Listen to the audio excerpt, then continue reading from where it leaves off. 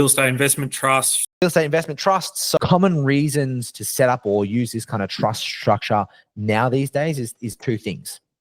The first thing is for security. So if you are in a job where you might be able to get sued, maybe you're like a lawyer, or maybe you're a medical practitioner, or maybe there's a reason that you could potentially get sued.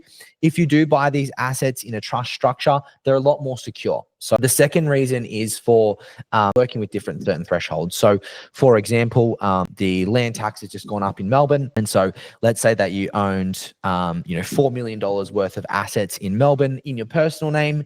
Your tax on holding those properties per annum, your property tax or your land tax might be really, really high at the moment.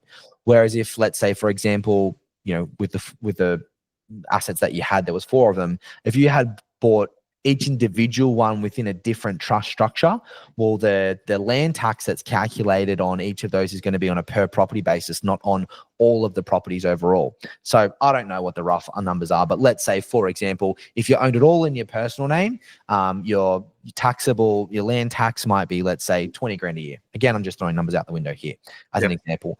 But if you owned all of these properties in individual trusts and they were treated independently with different entities, maybe your tax or your land tax on those properties could be 8 grand a year. It might be 2 grand each per